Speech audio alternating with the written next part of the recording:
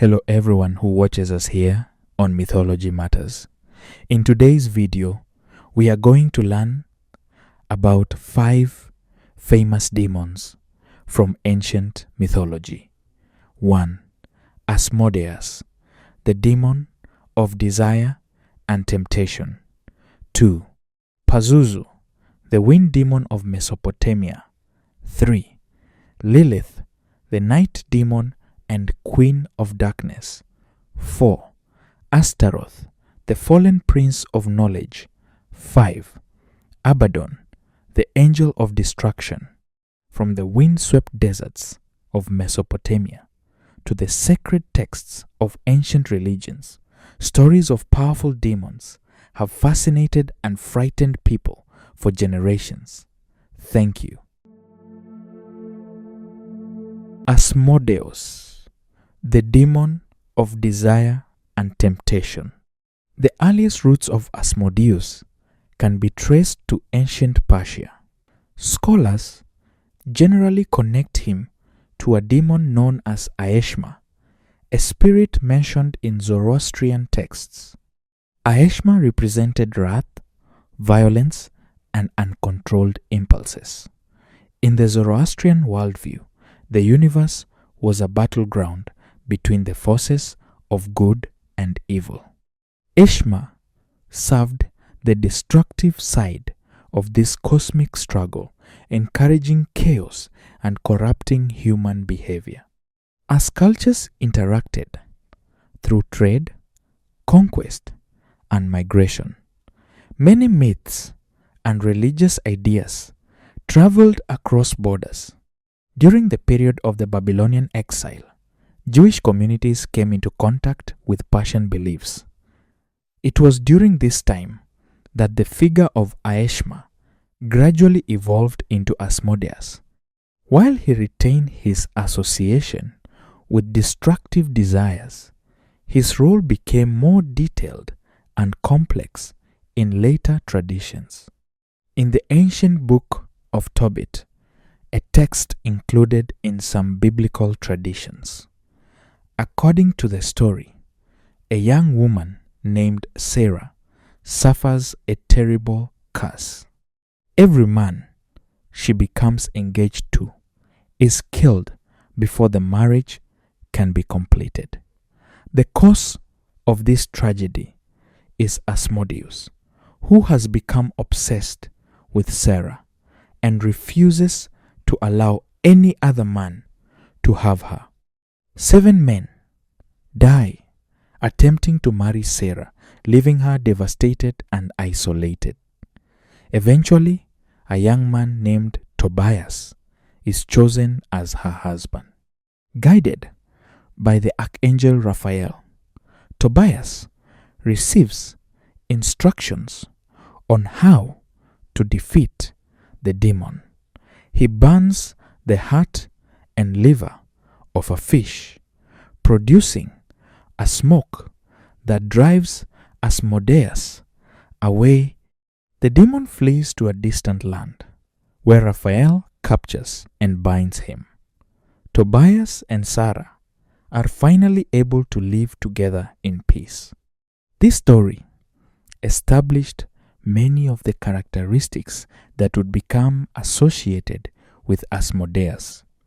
He was portrayed as jealous, possessive, and driven by overwhelming desire.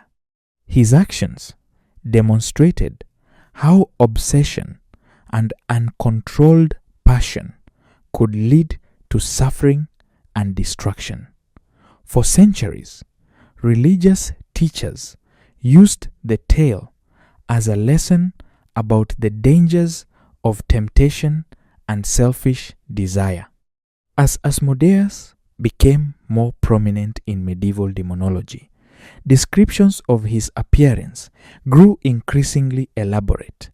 Various texts depicted him as a monstrous being with multiple heads. One common description gave him 3 heads: a human head, a ram's head, and a bull's head. He was said to possess sharp teeth, fiery eyes, and powerful wings. Some stories claimed he rode a dragon and carried a banner or spear. Each feature symbolized a different aspect of his nature. The ram represented stubbornness and lust. The bull symbolized brute strength and uncontrolled passion. And the human face reflected his ability to deceive and manipulate people. Medieval artists often portrayed him as both terrifying and strangely regal, emphasizing his status among the highest ranking demons. In many demonological texts, Asmodeus was described as a king or prince of hell. He commanded vast legions of lesser spirits and held considerable authority within the infernal hierarchy. Some occult traditions claimed he ruled over gambling, luxury, lust, and other forms of excess. His influence was believed to encourage people to abandon moderation and pursue pleasure without regard for consequences. Yet, Asmodeus was not merely seen as a force of physical temptation. He also represented the broader concept of destructive desire.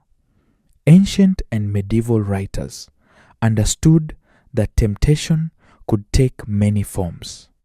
Greed for wealth, hunger for power, envy of others, and uncontrolled ambition could all become destructive when left unchecked.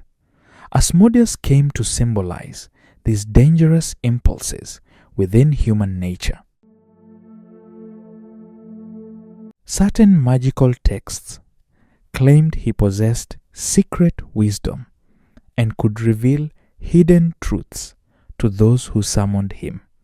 This combination of intelligence and corruption made him an especially dangerous figure.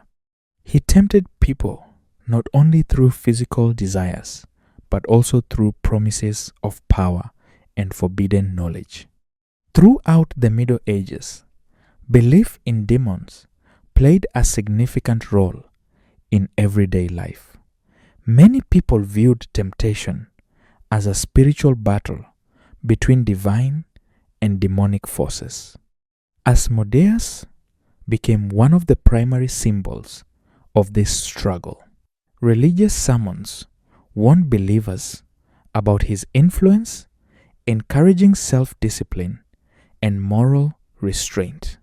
His name frequently appeared in discussions about sin, especially those involving lust and excess. The legend of Asmodeus continued to evolve over time. Writers, poets, and storytellers adapted his character to fit new cultural contexts. In some tales, he appeared as a cunning trickster who manipulated kings and nobles. In others, he was a terrifying monster lurking in the shadows. His flexibility as a character helped ensure his survival across centuries of changing beliefs. The Renaissance brought renewed interest in demonology, and Asmodeus became a central figure in many occult writings. Grimoires, or magical books, often listed him among the most powerful demons. These texts described elaborate rituals supposedly capable of summoning him. While historians view such accounts as part of folklore rather than factual practice, they reveal how deeply Asmodeus had become embedded in the popular imagination. Have you got it? If you haven't, you can take a closer look again slowly. Let's move on. The next one. Pazuzu, the wind demon of Mesopotamia. Pazuzu emerged from the civilizations of Assyria and Babylonia, which flourished in the fertile lands between the Tigris and Euphrates rivers. These ancient societies believed that the world was filled with invisible supernatural forces. Gods, spirits, demons, and monsters were thought to influence every aspect of life, from the weather and harvests to health and fortune. In such a world, understanding and appeasing supernatural powers was considered essential for survival. He was particularly associated with the southwest wind, a powerful force that could bring drought, dust storms, and disease. The people of Mesopotamia depended heavily on agriculture, and harsh winds could devastate crops and threaten entire communities. As a result, these destructive winds were often personified as supernatural beings, with Pazuzu becoming their most feared ruler. Ancient descriptions portray Pazuzu as a terrifying creature unlike anything found in nature. Archaeological discoveries have revealed numerous statues, amulets, and carvings depicting his appearance. He typically had the body of a man, but with the head of a lion or dog, bulging eyes, sharp teeth, and a fierce expression.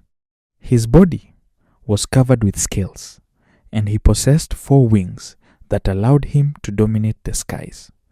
His hands and feet ended in eagle-like talons, while a scorpion's tail curled behind him. Every aspect of Pazuzu's appearance symbolized power and fear. The lion-like face represented strength and ferocity. The wings reflected his mastery over the winds, while the scorpion tail suggested danger and death. To ancient observers, his monstrous form communicated that he was a being capable of causing great destruction. The Mesopotamians often associated illness with evil spirits and supernatural forces. Since disease could spread rapidly and mysteriously, many believed that invisible demons carried sickness through the air. Because Pazuzu ruled over destructive winds, he was thought to have the power to spread epidemics across entire regions. At the same time, however, Pazuzu possessed another, more surprising role. Despite being a feared demon, he was also invoked as a protector. Ancient Mesopotamians believed that some supernatural threats were even more dangerous than Pazuzu himself. Chief among these was Lamashtu, a terrifying female demon blamed for harming pregnant women, mothers, and infants. Lamashtu was one of the most dreaded figures in Mesopotamian mythology. Stories claimed she stalked households at night, attacking newborn children and causing illness. Families desperately sought protection from her influence. Ironically, they often turned to Pazuzu for help. As a result, people created protective amulets bearing his image and placed them in homes. Pregnant women frequently wore these amulets around their necks or kept them near their beds. The image of the fearsome wind demon was believed to frighten Lamashtu and drive her away. This unusual relationship demonstrates a fascinating aspect of ancient Mesopotamian belief. The supernatural world was not divided simply into good and evil. Instead, powerful beings could be dangerous in one context and protective in another.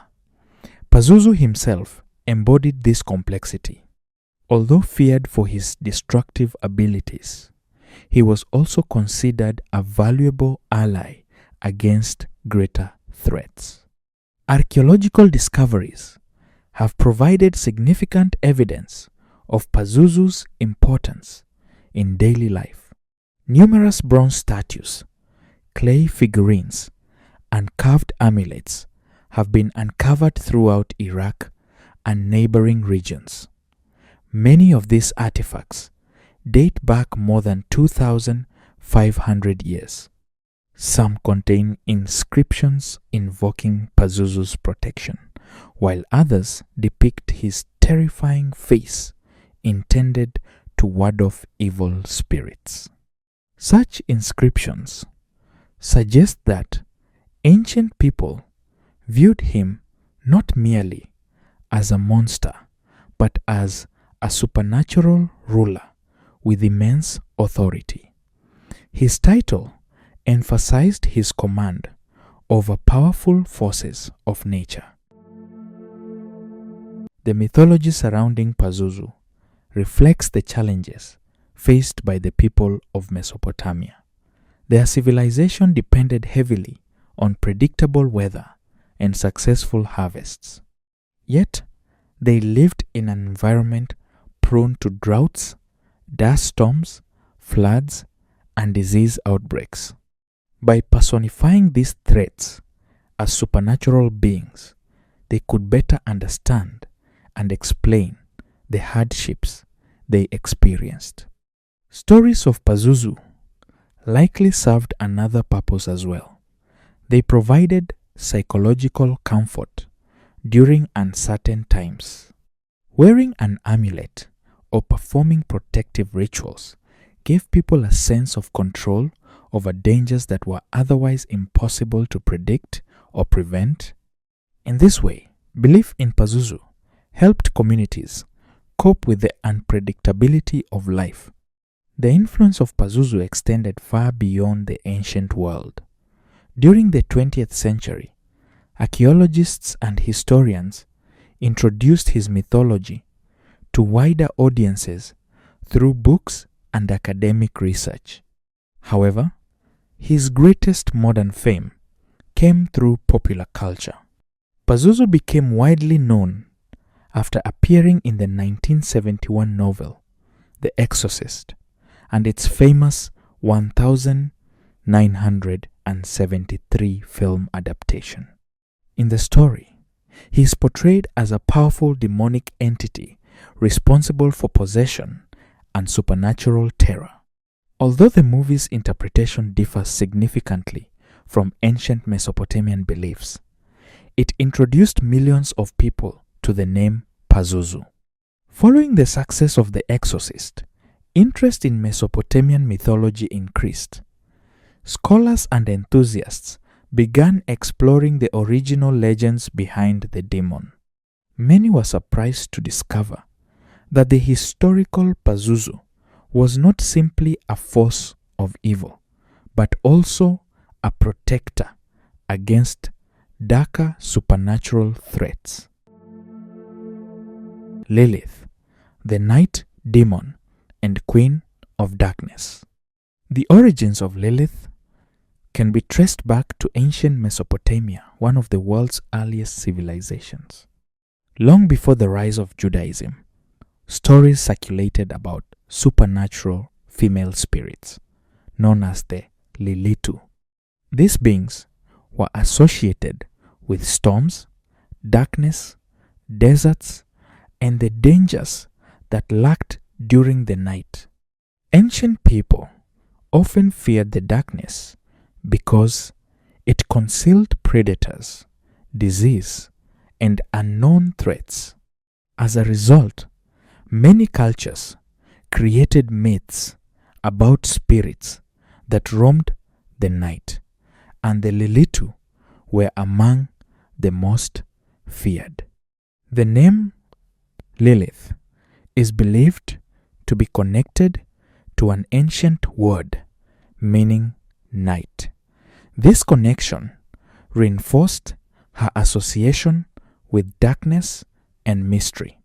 In Mesopotamian belief, night spirits were thought to wander the earth after sunset, bringing misfortune, illness, and nightmares.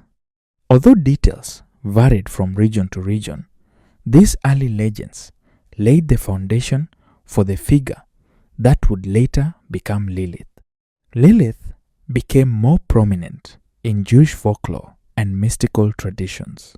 While she is mentioned only briefly and indirectly in some ancient texts, later legends greatly expanded her story. The most famous tradition portrays Lilith as Adam's first wife, created before Eve. According to this legend, both Adam and Lilith were formed from the same earth and were therefore equal. Problems arose when Adam expected Lilith to submit to his authority. Lilith refused, insisting that she was created as an equal and should not be treated as inferior. The disagreement escalated until she chose to leave the Garden of Eden altogether. Rather than remaining in a relationship she considered unjust, she departed into the wilderness. This decision transformed Lilith into one of mythology's most controversial figures. In later folklore, her departure from Eden marked the beginning of her association with demons and dark spirits. Some stories claimed she settled near the Red Sea and became the mother of countless demons. Others portrayed her as a wandering night spirit who refused to return to paradise despite divine commands. She became associated with the dangers of childbirth and infancy, two areas of life that carried significant risks in the ancient world. Infant mortality rates were high, and many illnesses could not be explained by medical knowledge of the time. To account for these tragedies, some people believed that supernatural beings were responsible. Lilith was often blamed for unexplained sickness among newborn children. Protective amulets bearing sacred names and symbols were created to guard families against her influence. These amulets were hung near cradles or worn by mothers seeking protection. Such practices reveal how deeply belief in Lilith became woven into daily life. In addition to her connection with infants, Lilith was frequently linked to dreams and the night. Ancient people often viewed dreams as messages from supernatural realms. Nightmares, sleep paralysis, and unexplained experiences during sleep were sometimes attributed to spirits or demons. Lilith became associated with these mysterious events, reinforcing her reputation as a powerful being who moved through the darkness while others slept. Ancient and medieval artists frequently depicted her as a striking woman with long, flowing hair and an almost supernatural elegance.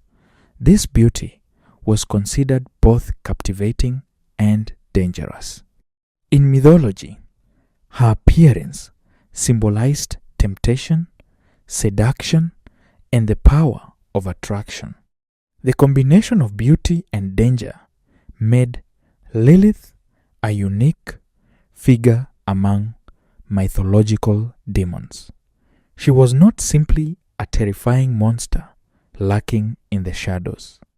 Instead, she represented complex fears surrounding desire, independence, and the unknown. Her character embodied both attraction and threat, making her a compelling subject for storytellers. During the Middle Ages, Lilith became increasingly important in Jewish mysticism and occult traditions. Mystical texts expanded her role, describing her as the queen of demons and the ruler of dark spirits.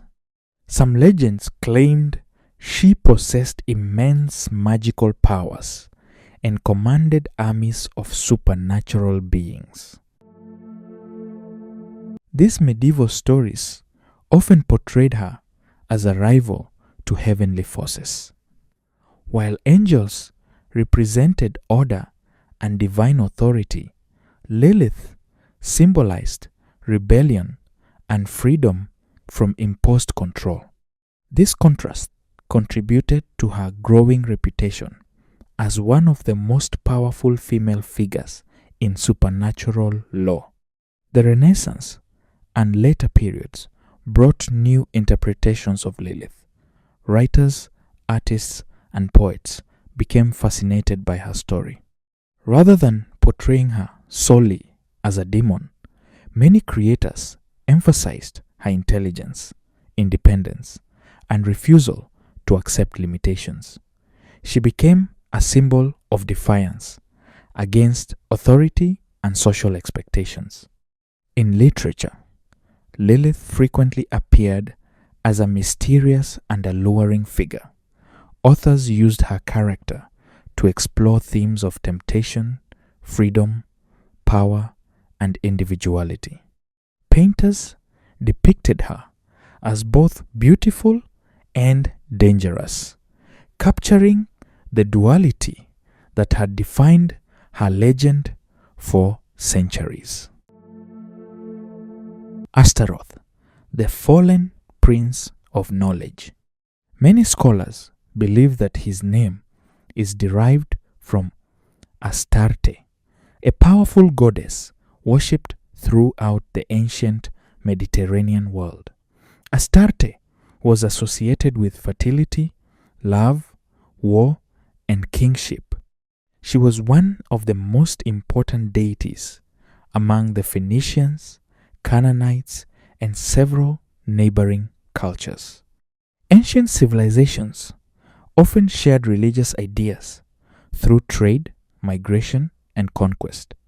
As a result, gods and goddesses frequently appeared under different names across various cultures. Astarte was closely related to other powerful female deities such as Ishtar in Mesopotamia and Anat in Canaanite mythology. These goddesses represented strength, beauty, fertility, and divine authority. As religious beliefs changed over time, some deities worshipped by older civilizations were reinterpreted by newer faiths.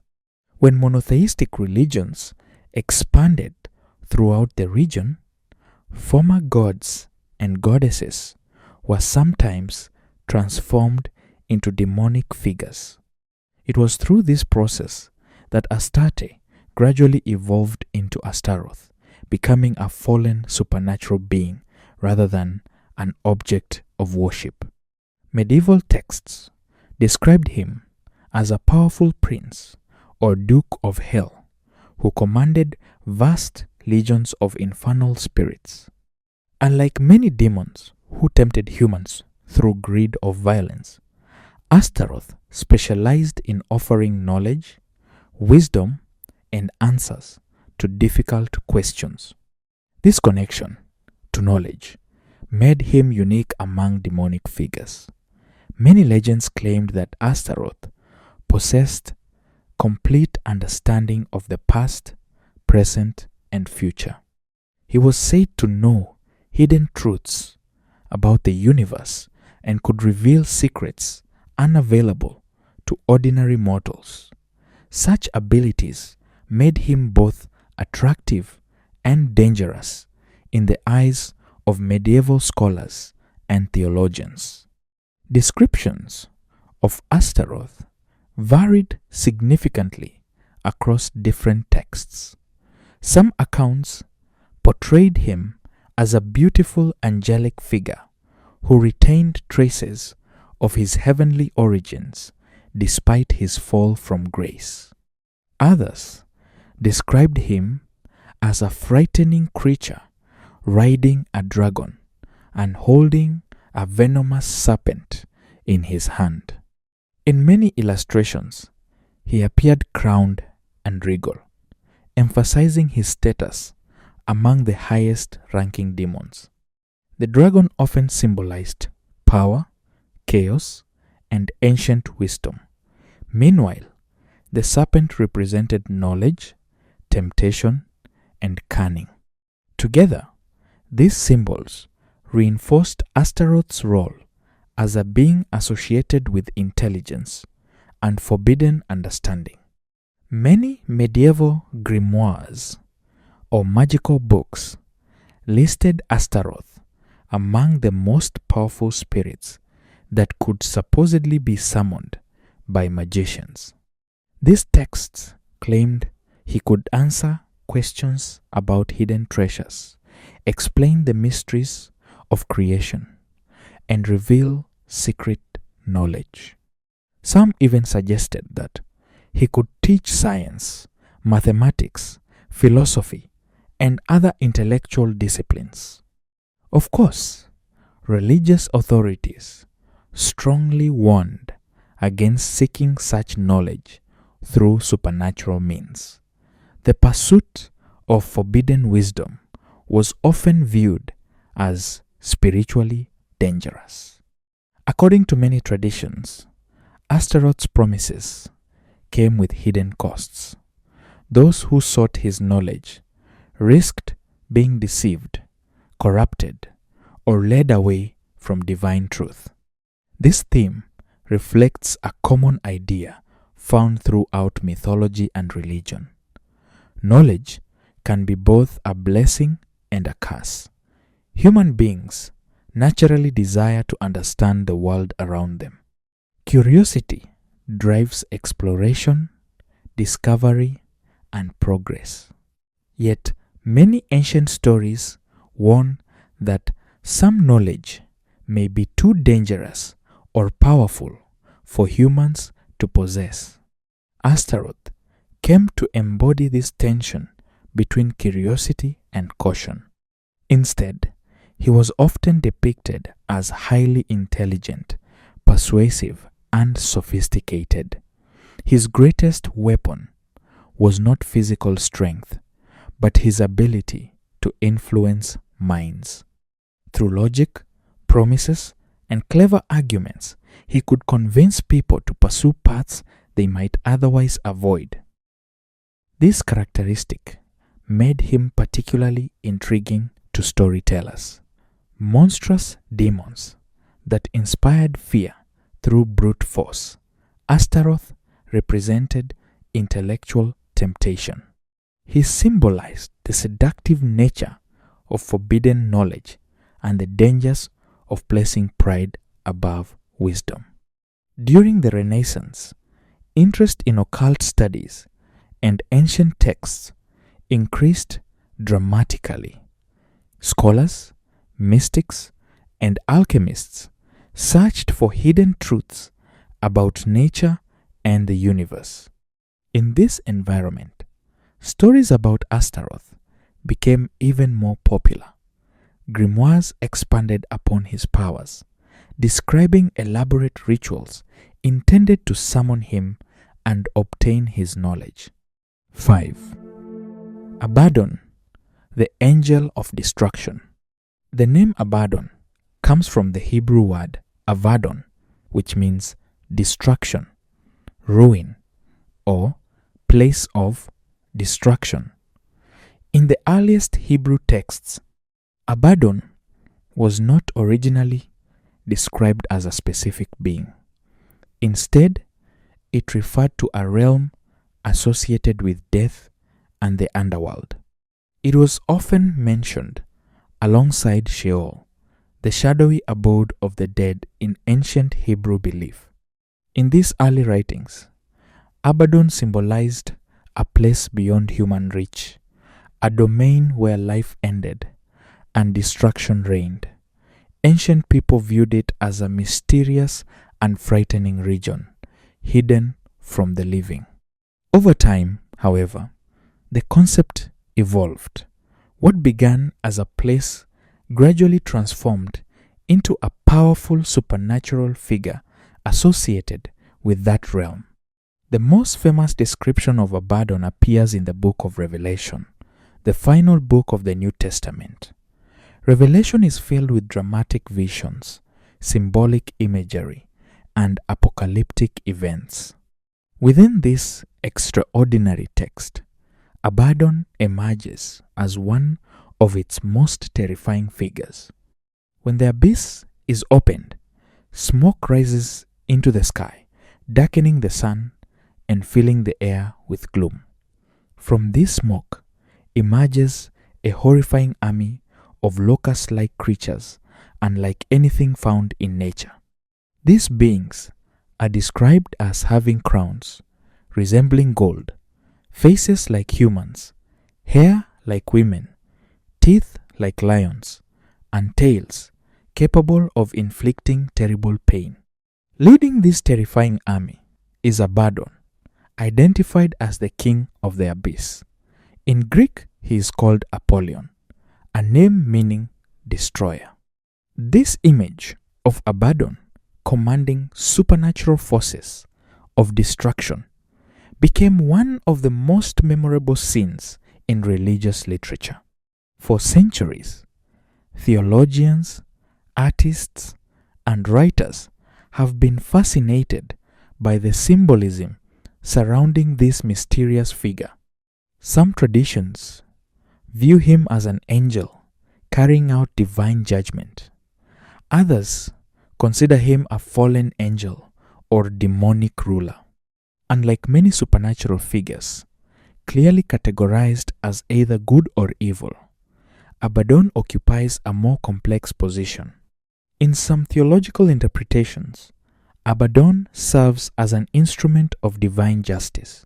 His destructive power is not motivated by personal malice, but by a role within a larger cosmic plan. In this view, he acts as an agent of judgment, carrying out events that have been ordained by a higher authority. Other traditions emphasize his association with the abyss and destruction, portraying him as a ruler of infernal realms. Medieval demonologists frequently included Abaddon among the great powers of hell, describing him as a prince of chaos and devastation. These interpretations help transform him into one of the most feared figures in demonological literature. Medieval imagination often filled gaps left by ancient texts, creating elaborate descriptions of supernatural beings. Abaddon became associated with warfare, plagues, and catastrophic events that brought suffering to entire populations. The period itself was marked by frequent conflict, disease outbreaks, and social upheaval. As a result, the image of a supernatural destroyer resonated strongly with people living through uncertain times. Abaddon became a symbolic explanation for large-scale disasters that seemed beyond human control. Artists of the medieval and Renaissance periods often depicted him as a dark angel armed with weapons of judgment. Some paintings showed him commanding armies of spirits, while others portrayed him emerging from the depths of the underworld, surrounded by fire and smoke. These artistic interpretations reinforced his reputation as a terrifying force of destruction. Abaddon's symbolism extends beyond physical destruction. Many scholars believe he also represents spiritual ruin, moral collapse, and the consequences of human wrongdoing. In this sense, he serves as a reminder that actions have consequences, and that societies ignoring justice may eventually face judgment. This broader interpretation helps explain why Abaddon continues to capture people's imaginations. His story is not simply about violence or catastrophe. It is also about accountability, endings, and the inevitable consequences of choices made by individuals and civilizations alike.